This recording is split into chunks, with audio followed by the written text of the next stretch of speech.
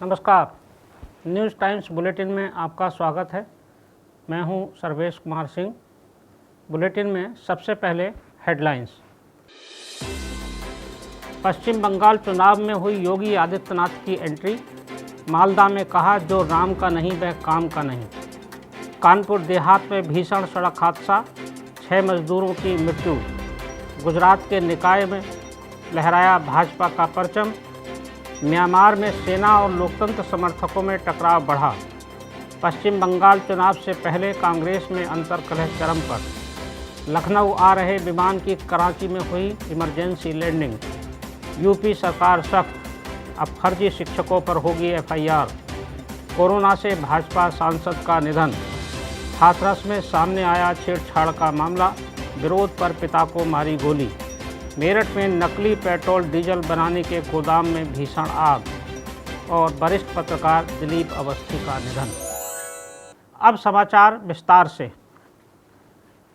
मालदा में योगी आदित्यनाथ की जनसभा हुई। योगी आदित्यनाथ ने पश्चिम बंगाल के चुनाव में एंट्री की है। चुनाव प्रचार में आज पहले दिन योगी आदित्यनाथ ने कहा कि जो राम का नहीं वो किसी काम का नहीं। उन्होंने कहा है कि जो राम के द्रोही हैं उनको जनता स्वीकार नहीं करेगी। योगी आदित्यनाथ ने पश्चिम बंगाल में लव जिहाद की बढ़ रही घटनाओं का भी जिक्र किया। उन्होंने कहा कि बंगाल में लव जिहाद की घटनाएं रुक नहीं रही हैं। कानपुर देहात में एक बड़ा सड़क हादसा हुआ है। इटावा रोड पर एक ट्रक पलटने से 6 मजदूरों की मृत्यु हुई है। 15 लोग इसमें घायल हुए हैं। घायलों को निकट के सीएचसी में भर्ती कराया गया है। गुजरात के निकाय चुनाव में भारतीय जनता पार्टी ने फिर अपना परचम लहराया है। भारतीय जनता पार्टी ने गुजरात के 31 जिला पंचायत अध्यक्षों के पदों पर कब्जा किया है। वहीं 71 नगर पालिकाओं में भी भाजपा को जीत मिली है। गुजरात के निकाय चुनाव में कांग्रेस की करारी हार हुई है। करारी हार के बाद कांग्रेस के अध्यक्ष ने त्यागपत्र दिया है। म्यांमार में सेना और लोकतंत्र समर्थकों के बीच टकराव बढ़ गया है। इस टकराव के मद्देनज़र सेना ने लोकतंत्र समर्थकों पर और अधिक सख्ती शुरू कर दी है। इसके कुछ दिन पहले ही वहां सेना द्वारा चलाई गई गोली से 18 प्रदर्शनकारियों की मृत्यु हुई है।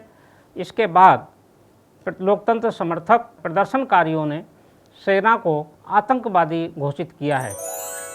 पश्चिम बंगाल चुनाव में कांग्रेस के इंडियन सेकुलर फ्रंट नामक संगठन से गठजोड़ करने को लेकर पार्टी में अंतर्कलह सामने आ गई है।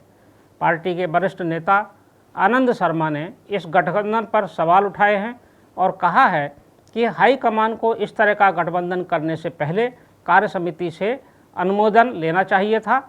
जबकि अधीर रंजन चौधरी, जो कि पश्चिम बंगाल कांग्रेस के अध्यक्ष हैं, उन्होंने आनंद शर्मा के बयान को कहा है कि उनका बयान एक तरह से किसी मतलब का नहीं है।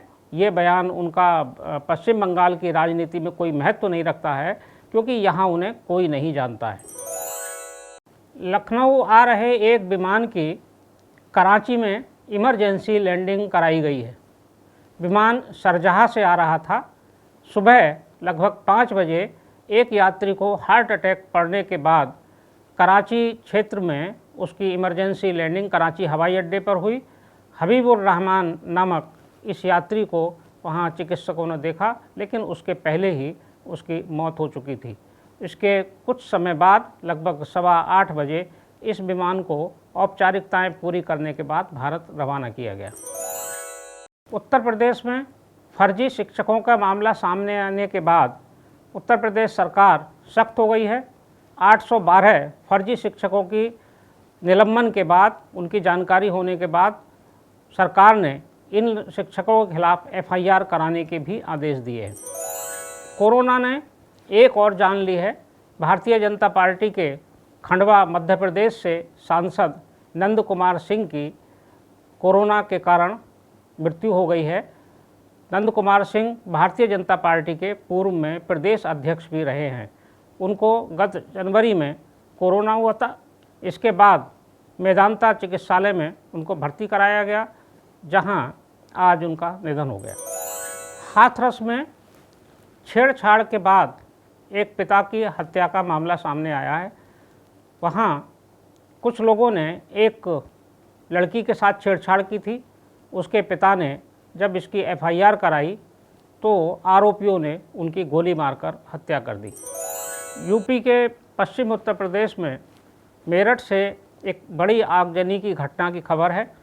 मेरठ के लिसाड़ी गेट थाना क्षेत्र में एक अवैध रूप से पेट्रोल डीजल का एक गोदाम चल रहा था, जिसमें अचानक आग लगी। इस भीषण आग से पूरे इलाके में भगदड़ मच गई और लोगों ने किसी तरह से बचकर जान बचाई है। फायर ब्रिगेड की गाड़ियां मौके पर आग बुझाने के लिए पहुंची हुई हैं। राजधानी के वरिष्ठ पत्रकार दिलीप अवस्थी का आज निधन हुआ है। दिलीप अवस्थी राजधानी के जाने माने पत्रकार थे। आप दैनिक जागरण के संपादक रहे। इसके पूर्व इंडिया टुडे के प्रदेश हेड थे। दिलीप अवस्थी बीते कुछ दिनों से कई बीमारियों से ग्रस्त थे। आज उनका आकस्मिक निधन हुआ है। न्यूज़ टाइम्स समाचार बुलेटिन में आज इतना ही। कल फिर मिलेंगे कुछ नई ताज़ा खबरों के साथ। तब तक के लिए मैं सर्वेश कुमार सिंह आपसे विदा लेता हूँ। नमस्कार।